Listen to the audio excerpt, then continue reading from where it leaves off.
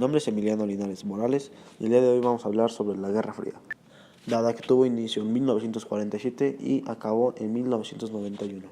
La Guerra Fría, que tuvo su inicio poco después de la Segunda Guerra Mundial en 1945 y la extinción de la Unión Soviética en el 91, es la designación atribuida al periodo histórico de disputas estratégicas y conflictos directos entre Estados Unidos y la Unión Soviética por la hegemonía política, económica y militar en el mundo.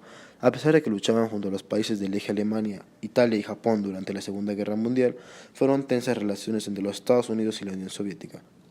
Los diferentes sistemas económicos y políticos adoptados por los dos países eran antagónicos y competidores.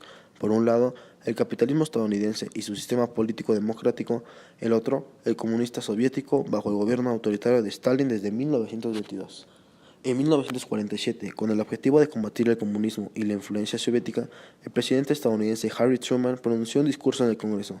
En él, afirmaba que Estados Unidos se posicionaría a favor de las naciones libres, que desearan resistir a los intentos de dominación. En el mismo año, la Secretaría del Estado creó un plan económico llamado el Plan Marshall, donde los norteamericanos prestarían recursos a bajo interés para que los países capitalistas se reconstruyeran tras la destrucción causada por la Segunda Guerra Mundial.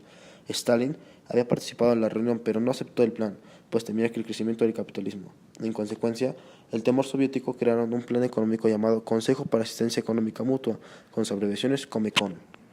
El Consejo tenía como objetivo la integración económica de los adeptos del régimen socialista. Como había una disputa entre las dos potencias, se podía considerar el Consejo como respuesta al Plan Marshall. Por otra parte, en Cuba, en octubre de 1962, la tensión entre los dos países ha aumentado. El episodio llamado Crisis de los Misiles en Cuba tuvo su origen en la pretensión soviética de instalar bases y lanzar misiles en Cuba. Esto sería una amenaza constante para los Estados Unidos. La reacción estadounidense se hizo inmediata a través de un bloqueo naval sobre Cuba, el único país de América que había adoptado el régimen socialista. El mundo contuvo la respiración, pues en ese momento las posibilidades de Tercera Guerra Mundial eran reales. Como causa, la Unión Soviética buscaba implantar el socialismo en otros países para que pudieran expandir la igualdad social, basada en la economía planificada, partido único llamado el Partido Comunista, igualdad social y falta de democracia. Mientras los Estados Unidos, la otra potencia mundial, defendía la expansión del sistema capitalista basado en la economía del mercado, sistema democrático y propiedad privada. Alemania, por su parte, se adhirió al Plan Marshall para restablecer, lo que hizo que la Unión Soviética bloqueara todas las rutas terrestres que daban acceso a Berlín.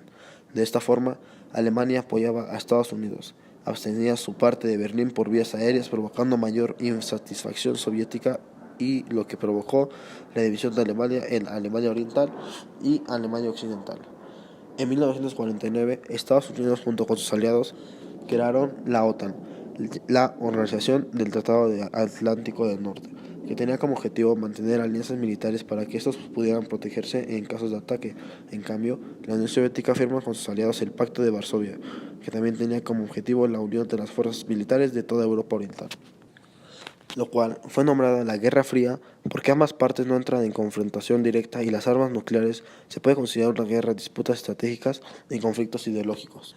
La primera parte de la guerra fue la carrera de armas, donde había un concurso de armas entre los Estados Unidos y la Unión Soviética, con el objetivo principal de demostrar quién tenía más potencia de fuego. En el periodo de la guerra, los Estados Unidos y la Unión Soviética también se involucraron en otras guerras directas.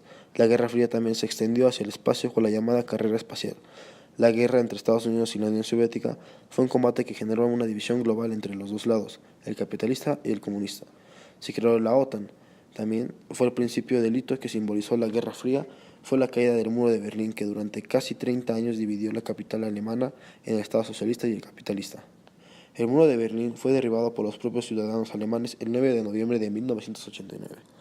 La Guerra Fría llegó a su fin en noviembre de 1989, con las negociaciones establecidas por Ronald Reagan y Walter McCallin, después de un periodo de 42 años que determinaron las relaciones internacionales.